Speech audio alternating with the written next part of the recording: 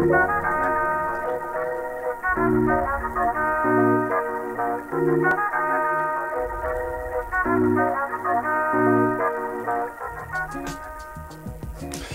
there, friends. Welcome to another episode of Brown Bags and Bibles. My name is Scott Wakefield, lead pastor here at First Christian Church of Greene County, joined as always by Mark Liebert, one of the elders at First Christian, and Scott's wingman. Wingman indeed. For some important, complicated stuff. We're going to talk about Sanctity of Human Life. Since what we did the last 5 weeks was simple. It was so easy. Very encouraging. Light. Yeah, it was like, oh, there's hope in the world. My wife specifically asked that we talk about cat videos. I did not prepare one. I'm very sorry, honey. We are not likely, between the two of us, going to settle on cat videos. No, probably not. I apologize ahead of time to the world, the throngs of dozens who are listening and watching. You undersell us. You don't know. You don't know where this could go. Many dozens. So, Sanctity of Human Life.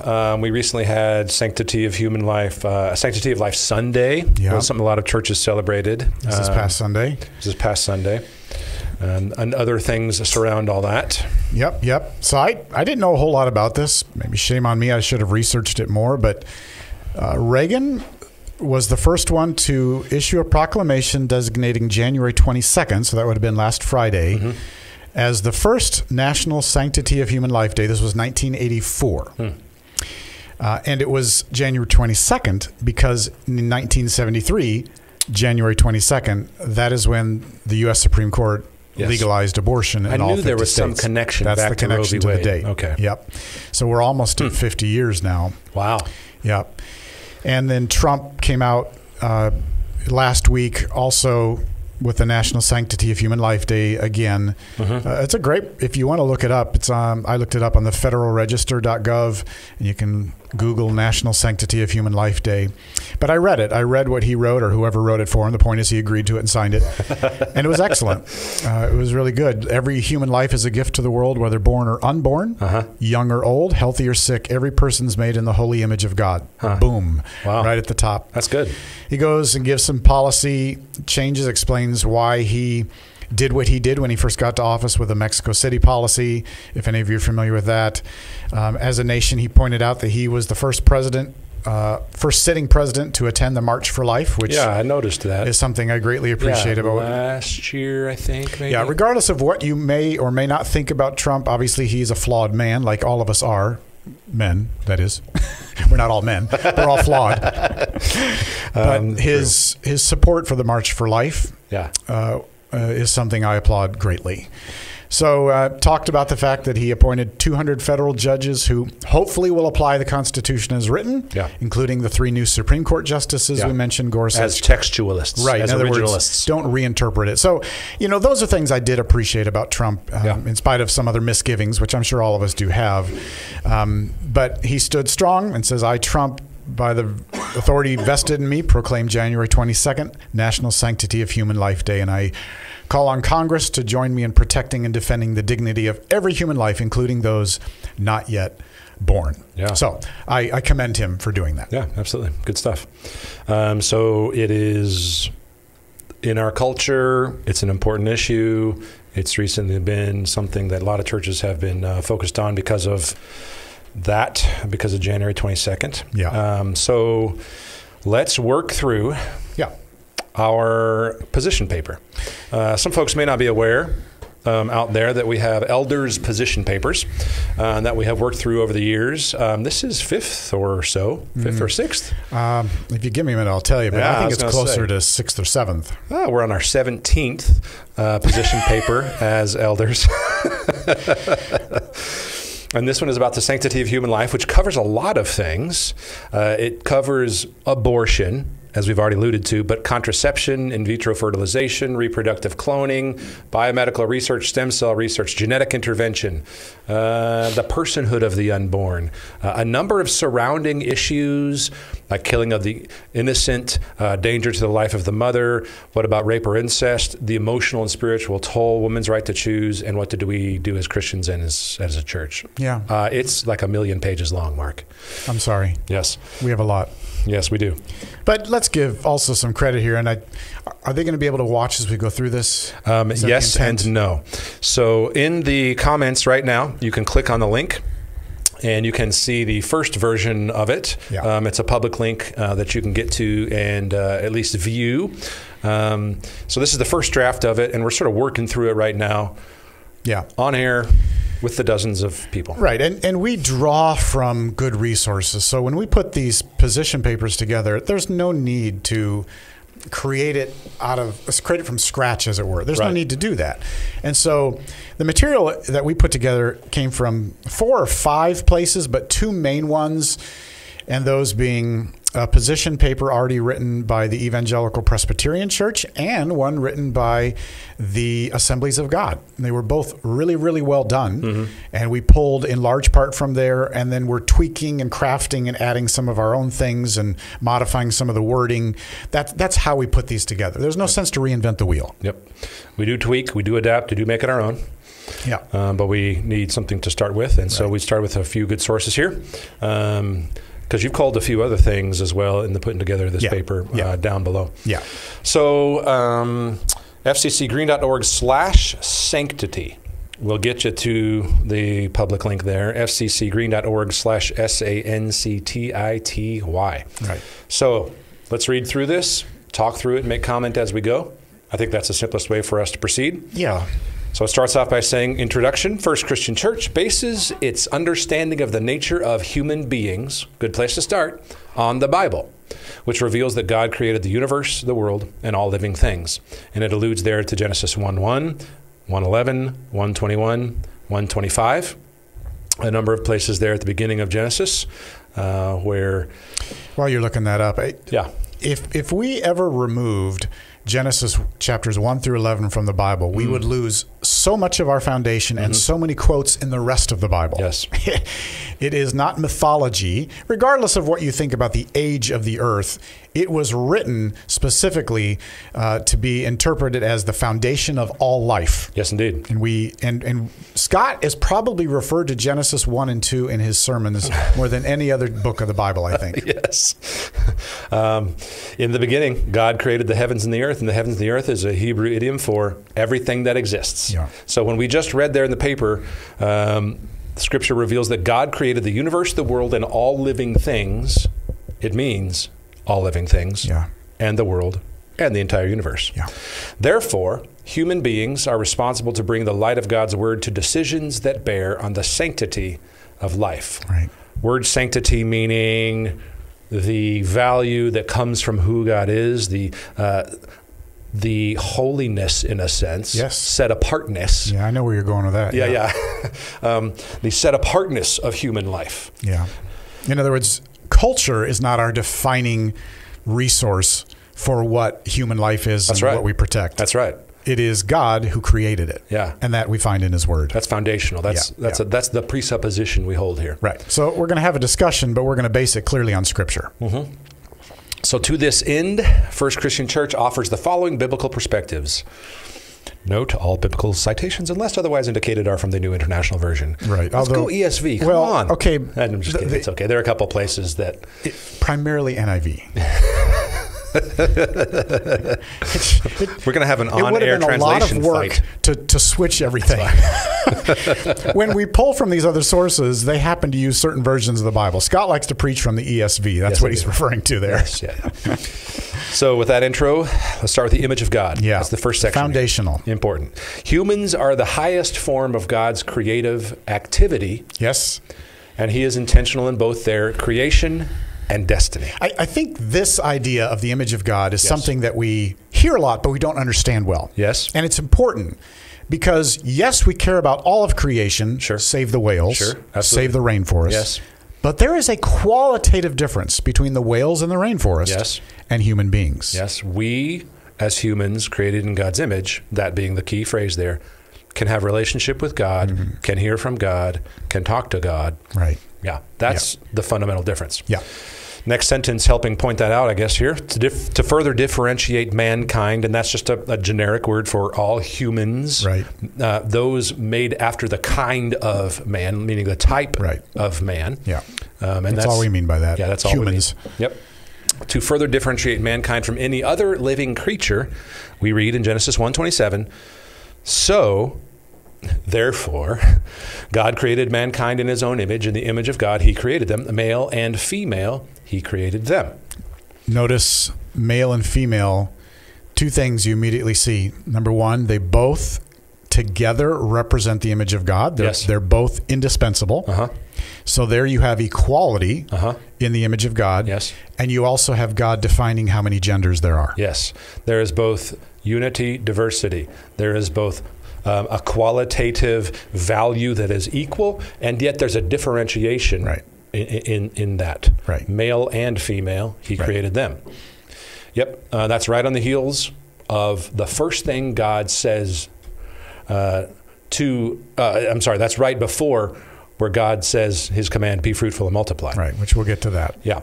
Unlike any other created being, Scripture also teaches, this is Genesis 2:7, then the Lord God formed a man from the dust of the ground, the stuff of the earth, and breathed into his nostrils the breath of life, and the man became a living being. Yeah. And I love how at the end of Genesis, after he's completed the 6 days, he says he saw all that he had made, and it was not just good. Yeah. Very good. It was really, really good. This includes humans now in his image. Yeah, muchly, so muchly, ever, much more, muchly. Right. Good, however, good, Dr. good, good. Seuss. Then male and female, now very good. Yeah. Mm-hmm. Yep. And that's another differentiating factor. Yeah. The image of God is differentiating factor. The man became a living creature because breathed into his nostrils the breath of life. Right. Something different there. Something different. The text itself pointing out the differentiating factor there. Right. By making human beings in his own image, God set them above all other forms of life on earth. The term image of God signifies that, like their creator, men and women are personal and spiritual beings. That's a good place to start right there. They're personal and they're spiritual, which is not the same for all other creatures. They're not spiritual beings. They don't have that same interpersonal relationship, right? Yeah. Rational and relational. Rational. We've often talked about what differentiates humans from others. There's a cognitive ability, both to...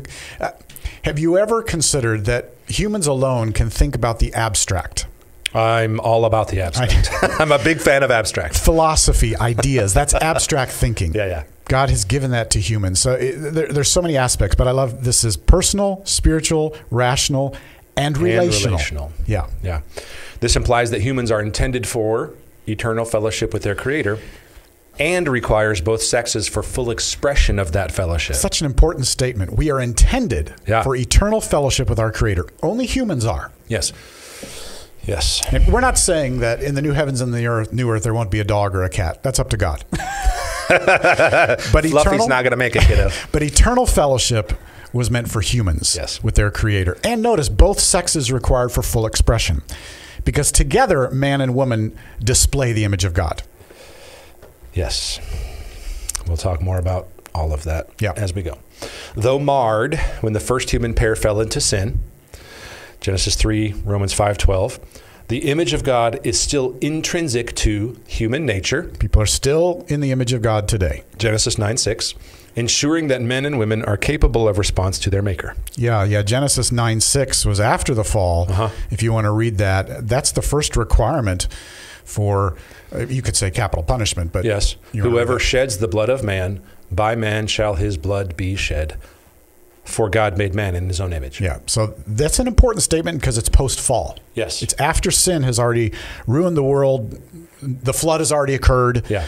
And yet that statement from God is the image of God is still very much there. Therefore, do not shed blood randomly. Right. Yeah. Yes, it's tied into that together. Right. Creation in the divine image is not only an expression of the incalculable value God places upon human life, it's not only an expression of the calculable value God places upon human life, it also signifies that God has sovereign power over life. Yes. He's both giver and sustainer of life. He alone has the power to determine its beginning and ending. Key point. Say that again. He is the giver and sustainer of life. He alone has the power to determine its value, its beginning, its ending, all of those things. Which is why we would say that we do not have the right to terminate life because it's inconvenient or because it's become too painful or whatever other reason. God determines that. In fact, Scott, I don't think we have anything in here necessarily in this paper yet about end of life. That is not there. Yeah, I like this idea of us working through it on air so we can, that's good. Because it's primarily about beginning of life in all the different aspects to that. But we need to add something about end of life because that is an issue too. Indeed we do. But I'm making a note right here on the paper itself. Yeah. Let's make it longer. That's what we need. More stuff in here. End of life. But that's become an issue, right? We see people, and we understand this. You see your loved ones suffering, and you don't want them to suffer. Right, of course. But God alone has the authority to determine the beginning and end of life. Yes, and that same principle that we're talking about with sanctity at the beginning of human life applies to the sanctity of the end of human life. Yes, it does. God alone should be doing that, is doing that, and we have to grant and act like all of that is true. Yes. The nobility of human beings is seen in the divine mandate. I talked about it a little bit preemptively here, but the divine mandate, the cultural mandate, the who we are and who we're created to be biologically and all this stuff. Be fruitful and increase in number, fill the earth and subdue it, rule over the fish of the sea, birds of the air, and over every living creature that moves on the ground. So basically 2 mandates, right? Be fruitful and increase in number, fill the earth. That's about replicating the image of God. Yes. Which isn't just physical, as we said. Right. It's also relational. So it's about replicating the image of God and those in relationship to God. Yes. And if the things that God has been doing in creation, he names good, good, good, good, we are to do that same thing and fill creation with his goodness. Right. And then a dominion aspect or a vice regency aspect. He is certainly the ultimate ruler, but he has tasked us with the responsibility of ruling in his stead as he would rule, which is why Christians of all people should have a concern for the environment, for animals, etc., because we understand. Yeah, creation care is a part and parcel of all that. Right. But we understand humankind comes first in the image of God. Yes. Creation care and our mandate as vice regents, as you say, that's built into this word about image of God in the Hebrew term there. Part of that idea is we are stewards, caretakers for him, alongside him, in his stead, and that stewardship is right there in Genesis 2:15, where it says the Lord God took the man and put him in the Garden of Eden to work it and keep it. A number of scholars, this is a hotly debated question here and there, but when it says put him in the garden, it's placed in verbiage that was often also used of gardening. Yeah. So the great gardener put man in the garden to garden. Did you say it once? You could translate it. He planted him in the garden. Planted, right. Yeah, which is cool. Yeah, it is. So superior to all other life forms, humans are to assume the role of responsible custodians of the earth, as we just said there. Last part of this section here for the image of God says every human life from conception through death, well, at least say it there. At least we've got it there, is therefore to be valued, respected, nurtured, protected. We rhyme, yo. Valued, respected, nurtured, protected. Every human life is to be lived in obedience to God and his word. Yes. The Bible describes a moral order to which all persons are responsible. At the end of life, all persons will stand before God to give account for their actions. Revelation 20, 2 Corinthians 5. Yeah. Yep. Yes, and there's disagreement among Bible scholars who stands before the judgment seat of Christ, the beam of Christ, who stands before the great white throne judgment. In the end, we all stand before God. Yes. One way or the other. Now, thankfully, as Christians, our sins have been judged already, judged in the person of Jesus. But nevertheless, Scripture is quite clear. We will give an account to God one day of every careless word, it says at one point. Yes, including these issues exactly. Yes. Yeah. So let's start with contraception. Okay. Yay. Contraception. That seems like a good place to start. It means not starting. Okay, a good place not to start. Contraception. I'm pretty sure that's what it means there. The Bible teaches that in the institution of marriage, children are divinely ordered both to fulfill God's purposes for the race and for the repopulation of the earth. By the way, notice the race. There is only one race. There is only one. It is the race of mankind. Yes, that's We true. have different levels of melanin, which determine whether we're brownish, whitish, whatever. But there is only one race. Yes, well, you're speaking for your whiteness right now. I am speaking, but it's true. It is true nonetheless. All right. I got to learn to stop being sarcastic. Good luck. The Bible teaches the institution of marriage. Children are divinely ordered, both to fulfill God's divine purposes for the race and the repopulation of the earth. The mandate to the first pair was, as we just read, be fruitful and increase in number. Be fruitful and multiply. Fill the earth and subdue it. Throughout Scripture, children are regarded as God's gift. Psalm 127. Sons are a heritage from the Lord, children a reward from him. In the Hebrew parallelism, sons and children and heritage from and reward from him both have the equal same standing. So it's not like saying, oh, sons are more important than daughters. Yeah, this is, if you aren't familiar with Hebrew poetry, this is really important and helpful when you're reading the Psalms, Proverbs, whatever. They rhyme ideas, not words. Yes. So the first line makes a statement, and the second line isn't just a rephrasing of it. It slightly alters it or enhances it, either in the negative or the positive, but it parallels it. So they're paralleling ideas. So sons are heritage from the Lord, children a reward from him should tell you they're not saying the male offspring is the heritage. Yes. And typically, as you said, it can go to a reducing the effect of the first line or a heightening of it. Typically, it's a heightening and a furthering of the idea that expands it to be about all of the things about which the first one was saying a specific thing. Yeah. So the next time you're reading the poetry of Hebrew in the Bible, enjoy that aspect because that's helpful when you're reading. Yep. There are certain circumstances where couples may choose not to have children for very good reasons. I'd probably get rid of the word very because I'm a bit of a pro-natalist freakazoid. But there are certain circumstances where couples may choose not to have children for very good reasons. However, the use of contraception merely to avoid the demands of child rearing ought to be prayerfully examined in terms of the purity of one's motives and the personal implications of the divine mandate. Which is another way of saying, before you decide we will not have children, remember the first command given was be fruitful and increase in number, fill the earth. Yes. So before you opt out, make sure you have thought through why and to what extent God would be pleased or not pleased with that decision.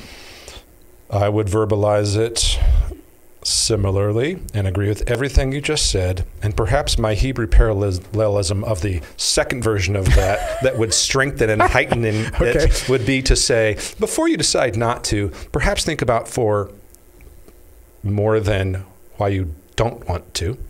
Think about for a while the reason you were created, according to what we've just read. Right. Yeah. Now, there's a whole litany of reasons that may preclude someone from doing it. Sure. Medical or otherwise. Sure. We're not referring to that now. We grant all those. This is strictly about personal choice for convenience. Sure.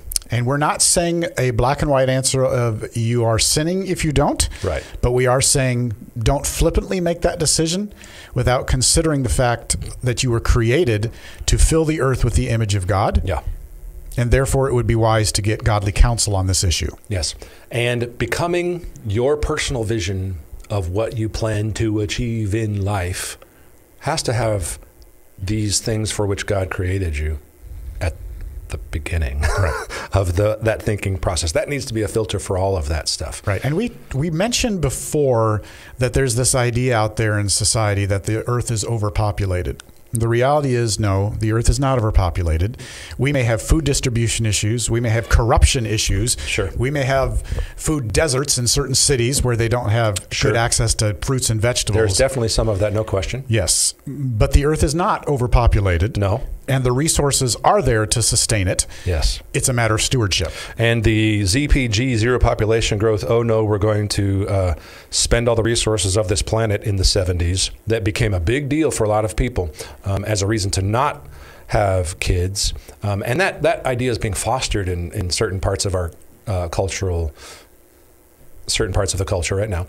That idea has been fairly well disproven as, for example, in the last 10 years, we have brought more people out of poverty than every other part of the world in the last 10 years, like any 10-year section possible. Peter Singer, who is an avowed atheist, is not exactly a friend to us in some of these Sanctity of Human Life issues, but he's a smart dude and he knows his stuff. And he has written pretty extensively about how, ironically, from an entirely different political vantage point that I am, or worldview, how we on earth are getting better and better in lots of very clear ways that mean that we're not, for example, just for this issue, we're not in danger of overpopulating the earth.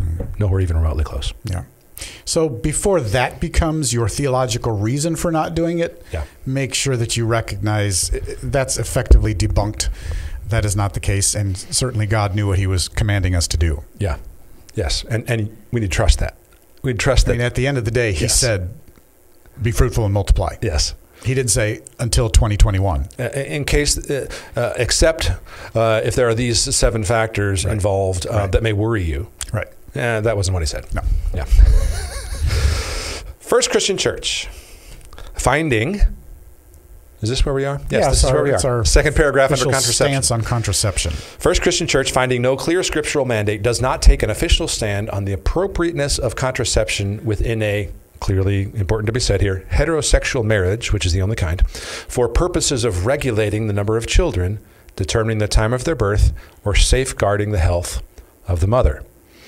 These are matters of personal conscience. They're Christian liberty matters that are wisdom issues. As godly spouses prayerfully covenant with God about the growth of their families. I would also add covenant with God and other wise believers in their lives. Yeah, I like that too. Yeah.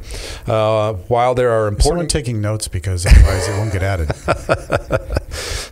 I am not currently. I'm reading. I'll add that. While there are important ethical issues in determining to have a family, the prevention of pregnancy is understood to be qualitatively different from the termination of pregnancy, since the sperm has not fertilized the ovum and human life has not yet begun.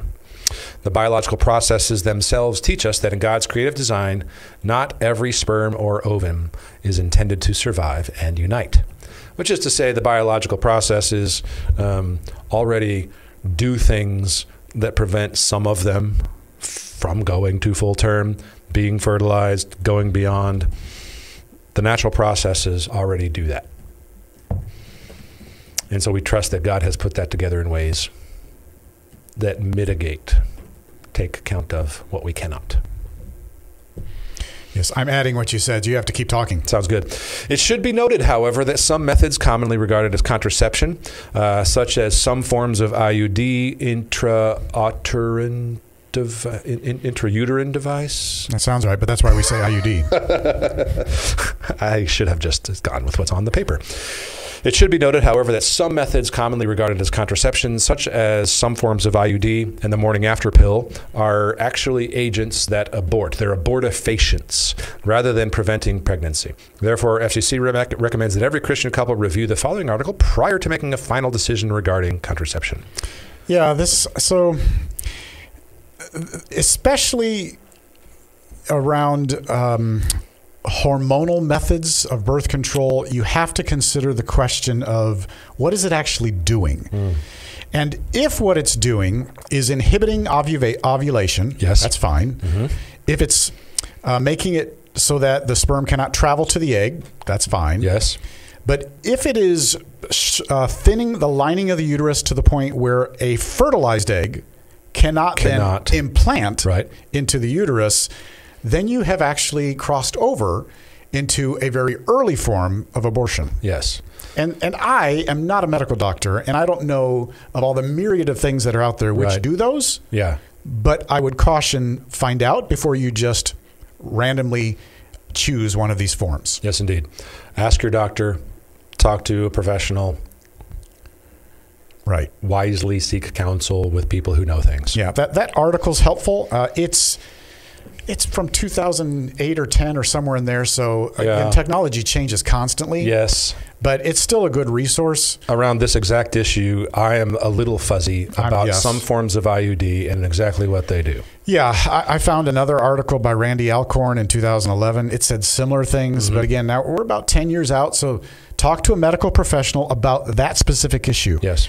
Does it prevent the implantation of a fertilized egg, or Right. does it prevent the fertilization of the egg? Right. From occurring in the first place. Right. Yes. That's the issue. That is the key issue. So there you go, contraception. Let's move on to in vitro fertilization. All right. In vitro is just Latin for in glass. In glass fertilization. You'd think vitro sounds like, oh, life, but that's vive, not vit. Okay, anyway. In vitro fertilization. From a study of the scriptures, God's plan for human conception is sexual union between a man and woman in a legal marriage covenant. we're disclaiming pretty specifically there on purpose. Yeah. Children of such a covenant ought to be the result of a joyous and loving sexual relationship in which husband and wife are responsible for birthing and rearing godly offspring. However, infertile heterosexual couples who have pursued without success all viable treatments may be confronted with the decision to utilize in vitro fertilization. There are numerous ethical issues to be evaluated in such a process, including the financial costs, the harvesting of sperm and ova, the nurturing of multiple living human embryos, not all of which likely will be implanted in the uterus. That's the biggest issue. That's the biggest one, yes. That's right.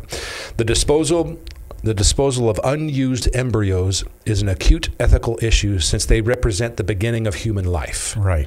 That embryo is a fertilized egg. Yes, and everything needed to become what it will become is in there. All the DNA's in there. Yes. So it may be small, Yeah. but it is fully ready to go. I think it was ragu, the spaghetti sauce, where it's in there. I don't know. It's all in there. Where were we? We oppose. Ragu spaghetti sauce. We oppose the practice of producing more embryos by in vitro fertilization than would be implanted in utero. And that's the reason. Yes. Because that's human life. Yes. Because they would either be destroyed immediately or stored frozen with a strong practical likelihood of later destruction. Yes. Further, there may also be serious danger to the life of the mother in the event that multiple babies survive to full term, which might call for the selective abortion of one or more of the babies. That's a what-if kind of question, of course, but something to consider in all of that. And we know of people who have chosen to adopt embryos. Yes, I was going to insert that same exact thing. Yes, and they have, by bringing them to full term. Yes, triplets. Yes, many of you know exactly who we're talking about. Yes, you do.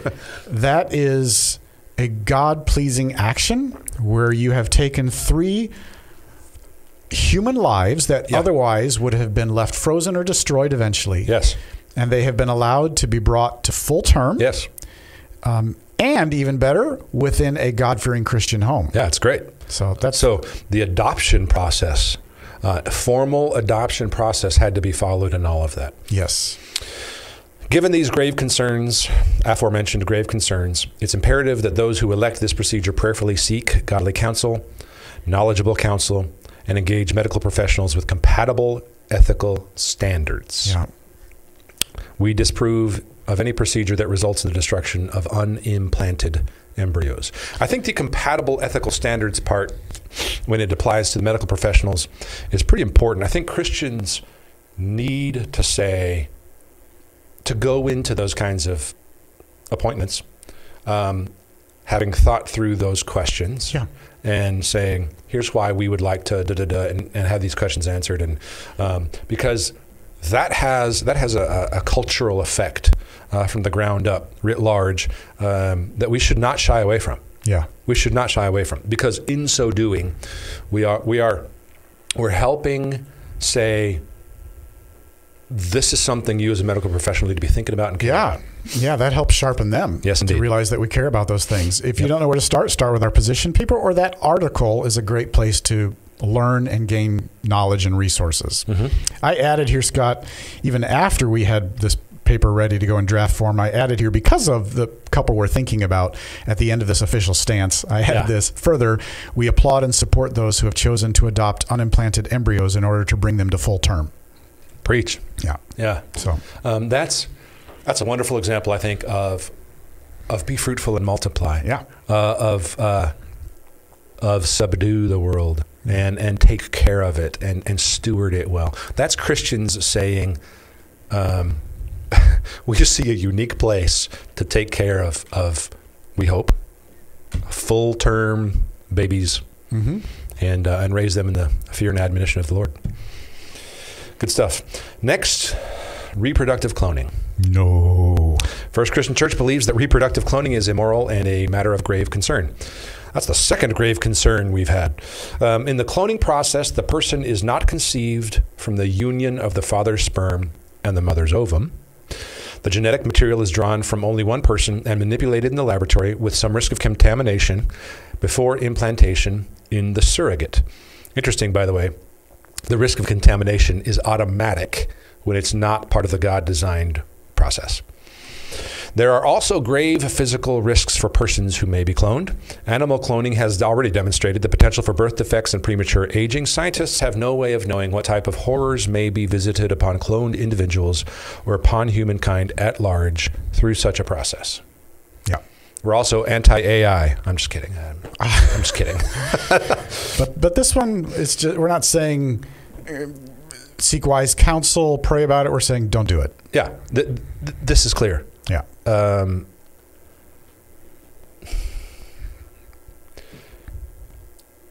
It is playing God in ways that mankind and science and responsible biomedical laboratory procedures need to account for, and that it's not who we're created and I mean, if you think about it, we're not struggling because we don't know how to reproduce humans. That's right. I think we're pretty sure how to reproduce humans. It's a good word. So this is doing something else. Yes. Unnecessarily so. Yes. It's playing God. It's an upending of the created order. Right. It's not like, oh, we've run out of humans. What do we do? We gotta clone some humans. Okay. That's good. I like that. I'm going to use that from now on. It's not like we have that problem. Biomedical research. We are not for reproductive cloning, but we're fine with biomedical research. Of course. We affirm and encourage, however, disclaimed, reverent and responsible scientific research intended to enhance the health and well-being of persons created in the image of God. Christian faith is not to be interpreted in ways that needlessly hinder greater understanding of the human body and the discovering of cures for and prevention of dreaded diseases and defects. We are not anti-science. Right, which some groups have been, and we are not. We're not anti-science at all. Yeah. However, there are many temptations to pursue the life sciences for ignoble reasons, not noble reasons. Therefore, all biomedical research should be monitored and regulated so as to ensure respect for the sanctity of human life and the essential dignity of human beings who are created in the image of God. All researchers are finally answerable to God. I like that it says that all biomedical research should be monitored and regulated. By whom, how, we're not saying much specifically about that. But again, going back to the role of Christians in society, if you are a Christian scientist in the biomedical research field, you are responsible to think that way. You are to have a monitoring and regulating moral thing that a compass that guides you, that is a Christian worldview. And you have a responsibility to bring those kinds of questions and issues to bear on the company for which you work, those who are around you, ask good questions, ensure that what you're doing is faithful and responsible and helpful and doesn't upend the created order. And I think, much like we talked about just a bit ago about perhaps a couple going into the doctor to talk about, and OB-GYN, to talk about some questions and issues, as we bring the Christian worldview to bear in ways that are winsome and helpful, not weird, then that helps monitor and regulate in its own way. So it's not like we're without recourse. Yes, the government does things. Yes, we want regulations to be in place and for companies to monitor themselves. But we also have a ground-up responsibility and really more of an ability than we think to affect those things in ways that maintain the answerable to God peace. Yeah. Okay. Sounds good. Lots of talking there. Thought you'd want to say something more and add on there. Well, the only thing, if you go to that article that we linked, there's an example in there of a doctor who did his own research and was at one time prescribing the pill, again, yes, the one that at least 10 years ago could potentially cause an early abortion, and he decided he couldn't do that anymore. And some in his practice still did, but as a believer before God, he couldn't do that, and he took the time to explain to his patients why. Yeah, that's good. So that's an example, as you were saying, of a medical professional who researched it thoroughly and changed their mind after learning more about it. It's good. Alrighty, stem cell research. This is a bit culturally germane, as we'll get into vaccines here, probably not this week, but maybe. So let's jam through this. Stem cell research shows great promise for the cure of numerous diseases and should proceed under appropriate ethical guidelines that are regularly reviewed and revised. Because this is an emerging field. The science around it's constantly changing. Yes. There are stem cells, such as adult stem cells, that are readily available for research and whose procurement does not, in other words, how they get it, does not compromise the sanctity of human life. However, the practice of cultivating stem cells from the tissue of aborted fetuses, embryonic stem cells, in other words, perpetuates the evil of abortion and a culture of death and should be prohibited. Likewise, the cultivation of stem cells from the unused embryos left with fertility clinics raises serious ethical questions and concerns for human life. This is what we were talking about earlier with creating more embryos than you need. Yes. What do you do with the leftover ones? That's right. That's the issue here. I once knew those numbers. No, I don't know. They're gettable. At least they used to be a few years ago. I don't know what they are now. Great care must always be exercised in the cultivation of stem cells to ensure that the sanctity and dignity of human life are not compromised.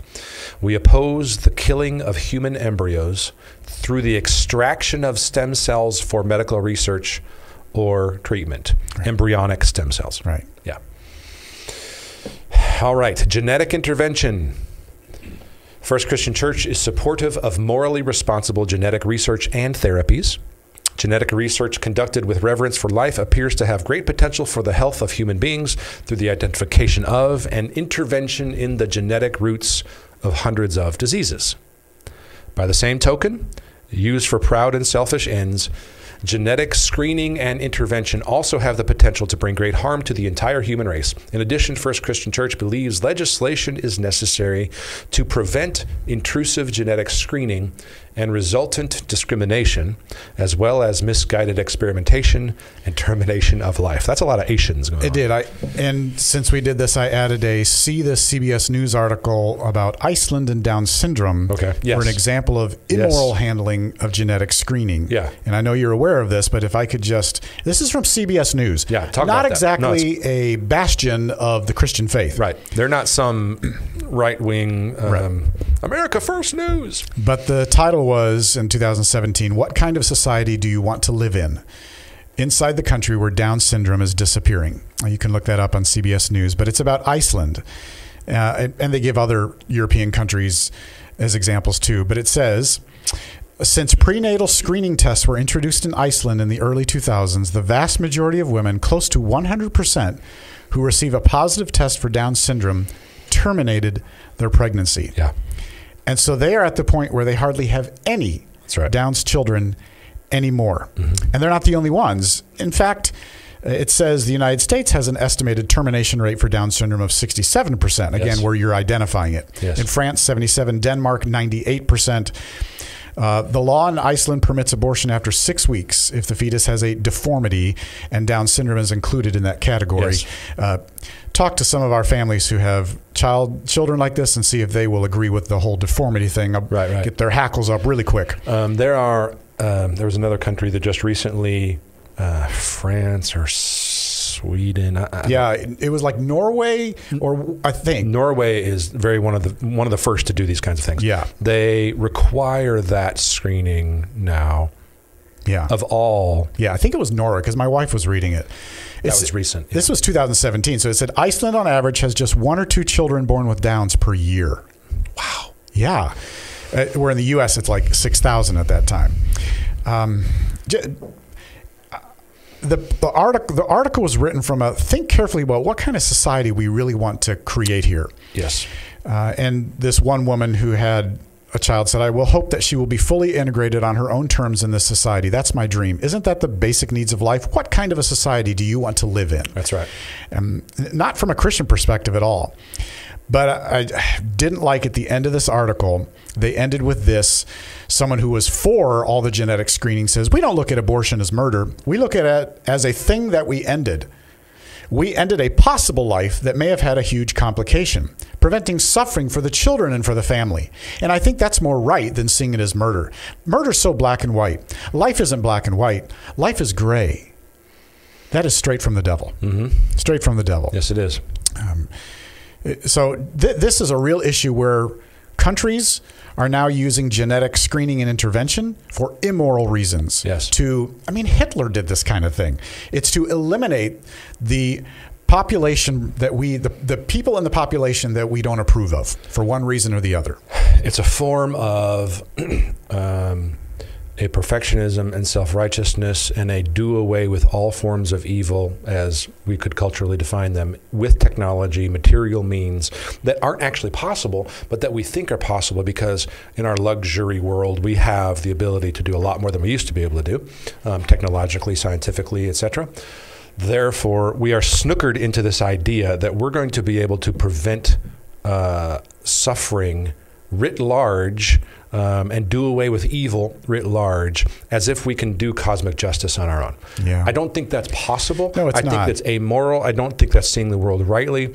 It is a perversion of the created order. It is what atheism and godless ideology does lead to. Yeah. And ask any parent of a child with Downs, and they will tell you the beauty, the intelligence, the joy, the relationship they have with a child who lives a very full life. We have great friends here in the congregation. Yeah. When she walks up on Sunday morning, I give her a high five. She walks around giving high fives to people. She's on the greeting guest team. That's so cool. Yeah. So we call this an abomination, that they would terminate life based on their determination of value. Yes, and I think it's much more about a selfish prevention of becoming who God's created us to be than realized or understood. We just wanted to provide that as an example of what we're talking about when we say genetic intervention or genetic screening handled with immoral reasons and purposes. Yeah.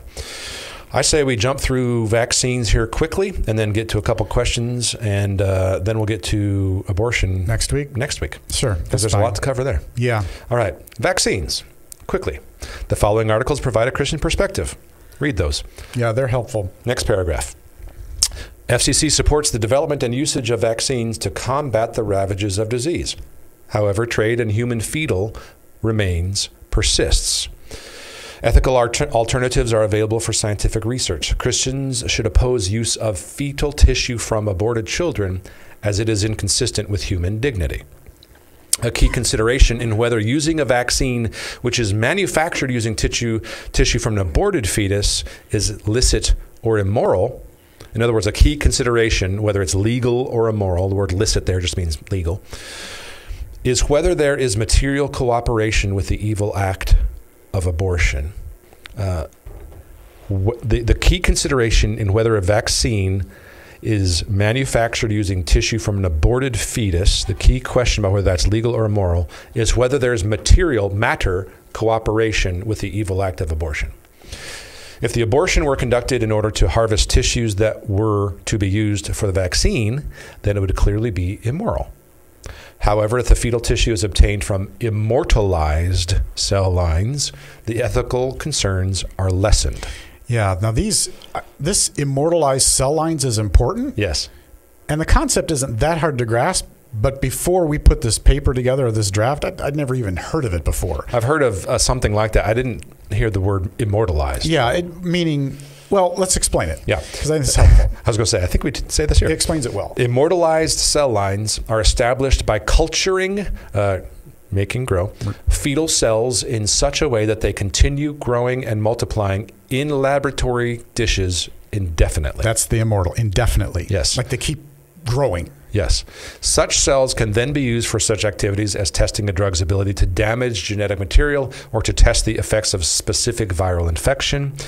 While immortalized cell lines began with fetal cells. They no longer contain fetal body parts, and no fetal tissue remains.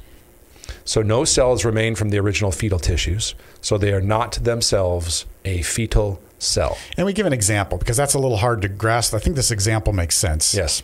For example, HEK293T, it's there, is a widely used immortalized cell line that was made from fetal tissue acquired in the Netherlands in the 70s. The records pertaining to the origins of HEK293T were lost, so it is not known whether the tissue came from a spontaneous miscarriage or an elective abortion. HEK293T was derived from cells that came from fetal tissue, but the cell line no longer contains fetal tissue cells. HEK293T is what was used in the testing of Moderna and Pfizer's vaccines. Yes. But what's important to note here is the baby that died in the 70s. Uh-huh. And what we have today is not the baby's tissue that remains. Right. It is replicated, duplicated, continued growing over the last 35, 40 years. Definitely. And so we'll get into the ethical issues, but I think that's important to note. We're not going out and getting an aborted baby now, right, so that we can then use their parts, right, to test. That's important, but yes. We'll keep reading here. So, if the abortion was conducted in order to harvest tissues that were to be used for the purpose of creating a cell line, then it would clearly be immoral. Right. Like if that was your purpose, like let's create one of these immortalized cell lines, so let's go get it, let's go abort a baby. Yeah. Well, that would be immoral. However, in the case of HEK293T, thanks for that, I'll say it that way. HEK293T, even if an abortion occurred, it was not carried out for that reason, and the tissue was acquired after the child's death for the purpose of medical research. Right. And we don't have records. Right. We don't even know for sure. We don't even know. Right. The use of the vaccine now will not promote further abortions for this particular purpose. That's important. Yeah. Therefore, it can be argued that we are not morally complicit with the original abortion. Yeah. So, for example, I read a number of articles where they said, think of it this way. Let's say someone murdered someone, but their heart is good. So we take the heart of the person who was murdered, right, and we implant that in someone who needs a heart transplant. Yes. Are we now condoning the murder? No. In no way. Of course not. Unless we murdered them to get the heart. Right. That makes it much more clear. Yeah. And this is even a further step removed from that, because it's not the original heart anymore. Yeah. It's replicated. No original heart tissue remains. This happens all the time. Yeah. In the weird world of what do we do with bodies? Yeah. When things die. Right. So the way I approach this is we're not promoting abortions. We're not causing more abortions when we do this. And we're not even using original fetal tissue. These are immortalized cell lines 30, 40 years later. Yeah. I looked up the one J&J is coming out with now. J&J has a one-dose vaccine that they're close to putting on the market. Yeah. That was from a 1985 abortion. Again, newer than the 1970s, but still 35 years ago. So the idea here is it wasn't the tissue being used today by the manufacturer was not procured. We didn't cause the abortion to get it. Right. We aren't even using abortive material in doing it. Right. We are using an immortalized cell line that's been established. And this is really interesting. It is actually safer, easier, and less volatile to use these than it is to get new abortive material. This is a key thing that in these discussions, this doesn't come up often, but I always have in my back pocket, which is, hey, by the way, the morally acceptable for a Christian, the morally acceptable way is already a far more effective means than growing new ones. Right. Harvesting old. They don't want to get new ones because they're unstable and they don't know the effects that will happen in the testing. And we have the records of these. It is much better to take these old reproduced ones because they're stable, they're tested, they're usable. So in no way does it promote more abortions. It's just the opposite. It is saying we don't want new abortions. Yeah. Let's use these immortalized cell lines, which in HEK293, we don't even know why it happened. But in either case, no original fetal tissue remains, and in no case are we encouraging further abortions. For those reasons, I'm okay with using those immortalized cell lines in the testing, for those reasons. And I thought that was a helpful argument about the heart. Like if we didn't kill you to get the heart. Right, we're not complicit. But we need the heart now. that makes sense. And this is a reproduction of the heart 40 years later, if that helps. Whether or not a particular vaccine should be administered remains a personal decision. That's another question. We recommend that all Christians prayerfully seek godly and knowledgeable counsel and engage medical professionals with compatible ethical standards in order to arrive at a wise decision. Right, because we know there are vaxxers, non-vaxxers, and people all over the place. And this statement is, we're not getting into that. Right. But seek godly counsel and wise medical professionals with ethical standards to make that decision. Yep. So next week we'll get to abortion in specific terms. Yeah. That's most of the stuff around that sanctity of human life stuff and those issues for today. We have one question. In the country/world we live, in the world in which we live, if our taxes and the money we give back to our government pays for abortion, how do we as Christians come to terms with that uncontrollable situation? In the world in which we live, if our taxes and the money we give back to our government pays for abortion, how do we as Christians come to terms with that uncontrollable situation, which we are actually now in? Yeah. The recent executive orders mean that federal money is used around the world to support abortion. That's the Mexico. That's that Mexico agreement thing. It's international abortion. Yes. And there is movement afoot with the Biden administration to repeal the Hyde Amendment. That's not done yet. But if that does happen, then that means more federal money will go to support abortion within our country. So, how do we live with that uncontrollable situation? I think we continue to give to Caesar what is Caesar's. Well, yeah, you have juxtaposed commands here, right? Yes. So that's important. Yes, I think we have to still give to Caesar what is Caesar's. I think we have to also pray. And I think we have to advocate for a Christian worldview from the ground up. And I think we have to do everything we can for the whole spectrum of the sanctity of human life and all the issues concerned therein to be people who care for the widow and orphan, beginning of life, end of life. Not just abortion. Ironically, what lots of folks outside of crazy evangelical Bible believing contexts like us, what they don't know is that tons and tons of Christians are adopting all over the place. I told you there was some more added in here. We'll get to that. Did a bunch of research on all the good Christians have done because it's so encouraging. It is. So I'll post that, but yeah, I know you know all about it. But I wanted to catalog it because I've always heard the argument. So I've cataloged it. Yeah, cool. So I think we come to terms with it by praying, by advocating, by giving to Caesar what is Caesar's, for praying for the overturn of evil regulations and laws. And by the way, I don't think we need to hesitate to call it evil. I know it sounds political, but it's how we wield power in the world. Thus, it is in basic terms political. And we do the best we can to rescue babies. And advocate for life and support those who do it, and have a bunch of kids and people with Down syndrome and special needs who are adopted, who are foster kids. I have special needs. All over the place, indeed. We all do. Yes. There's a great article, desiringgod.org, a fantastic resource from John Piper, My Government Funds Abortion, Why Pay Taxes? So go there. He'll say it better than Scott and I can quickly, but I think he made a good point. I was just reading it quickly. It's one of my go-to places. I know you like Piper John, Pastor Piper John. Anyway, he says, remember when Romans was written about let every person be subject to the governing authorities and then pay taxes? It's not as if the government of Caesar was using all of the revenue for godly purposes then. Do you think? But that didn't stop the order from Paul being pay taxes. That's an important point, lest we think that when that was written, it was all being used for godly purposes. No. Right. That's a really good point. And secondly, he says, we're giving to a general fund. We're not able to put our taxes into specific purposes or funds. We don't have that ability. Right.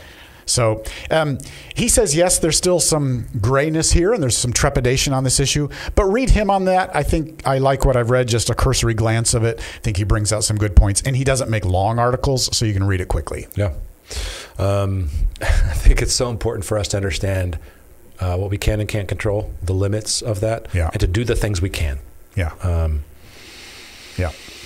Next thing here says, we've got a couple more who have popped up here. I agree with you all. However, how can the local church support and encourage married heterosexual couples to have children, or for couples to, or an unmarried woman to not abort a child with or without deformities, beyond just saying have babies and don't abort your baby? Yeah, that's fair. We'll talk about that next week. Yeah. Because in our paper we write, okay, this is where we stand. Now, what should we do about it? And part of it is come alongside those who are forced with these very difficult decisions and help them. For every one abortion mill in the United States, there are 4 pregnancy crisis centers. I read 3. It used to be 3. It's now 4. Okay. That are supporting all of the kinds of things that are holistic in ways that people, this is part of what I mean by people just don't know. No, they don't. They just don't know how much the church is subversively, quietly doing in ways that don't get press. Yeah. This is happening constantly. We have had dozens of families who are in all of this world. We've had many people who are, for some reason, single parent, helped. Yeah. We'll talk through some of the stats next week about what Christians have done and are doing and even currently doing in the arena of abortion, adoption, foster care, and all the things that encompass that. Pregnancy crisis centers for women. But the answer basically to that is we're not just against something, we're for something. We're for life, and we will support and come alongside. And so whether that's money, whether that's time, whether it's your home, whatever it is, we absolutely are for that and will do that. The body is constantly helping support folks who are in those kinds of circumstances. It doesn't get press. Right. It doesn't. In fact, there's a narrative out there that Christians are just against abortion. We're not for life. That is not true. And that's why these stats matter. And we'll tell you what the stats are. Christians are the single greatest contributor to causes for life, whether it be hospitals, adoption, or foster care, or caring for women who are struggling in crisis. And I'll be quiet about this in a second here. That's a subset of a larger thing that I've been thinking for years, which is when you start to add up all the things that the local church is doing quietly that doesn't get press in our community, there is not one single institution, or added up all the other institutions, that even remotely comes close to what the local church is constantly doing in ways that don't get press, that aren't well understood, that the government's not measuring, that our local Chamber of Commerce doesn't count as a part of what is going on in our community. So if you added up all that stuff, the figures would probably dwarf any other single institution or all of them added up. Yeah. Churches are doing so many things. Thousands of local churches in this country. Yeah. I was reading J.D. Greer about that and just what his church alone was doing. It had like 10 different ministries, just their church, for these issues. Would you say then that we should reject treatments that have used aborted fetal cells? I think that question was for you. I'm just kidding. Would you say then that we should reject those treatments that have used aborted fetal cells? So are we specifically saying now that it's not an immortalized cell line? Right. Aborted has a subset of immortalized or not. Right. So I'm okay with immortalized cell lines. Yes. Because I think it actually argues against abortion. Yes. As we were trying to say before, the immortalized cell lines are more stable and tested and predictable, and therefore they're preferred by researchers. That actually prevents more abortions from happening because you're not causing more to obtain them. They are no longer containing fetal body parts. And they don't even contain fetal tissue. Matter. And that's not part of the process. Right. Yeah. 40 years down the road. I have no problem with that. Right. For those reasons. That's the distinction. Yes, that's the distinction. So when you ask that question, find out what's been involved. Right. If someone went out and aborted a child to do it, absolutely immoral. If harvesting of parts. Right. Yes. If the child was aborted and now we're using the parts that had nothing to do with the cause of the abortion, that's at least better in my mind. Yes, because but now still it's not like the same as this immortalized. But it's still not the same as the immortalized cell lines, which is even further removed from there. Yeah. So I think before we answer that question, find out what you're talking about there. Find out exactly what happened. Yeah. Because there are degrees of separation from the evil. Yes. And not knowing even the reason for the abortive, the aborted parts in the first place with HEC 293T is a piece of that. Yeah, so I wouldn't have any trouble with the process of the testing that was used for Moderna, Pfizer, or J&J. I looked up all three. I wouldn't have a problem with what they did because, again, it's not causing, promoting, or even using fetal tissue. It's immortalized cell lines. Right. Well, there you go. Sanctity of Human Life, Part 1. I suspect Part 2 is going to be as long. We've got a lot to cover around the issue of abortion. Yes, itself. But hopefully we whet your appetite with two things. You know we're against abortion. Sure. But two things. We'll give you those stats of everything Christians have done. It's just so encouraging to hear what the body of Christ has done. Right. And secondly, we'll tell you what we're for at the end, like what we promote and encourage to come alongside the woman to help someone who's gone through an abortion. So we'll end with that perspective. Absolutely. Thanks for joining us for another episode of BB&B. We'll be back with you for Sanctity of Human Life, Part 2, next week.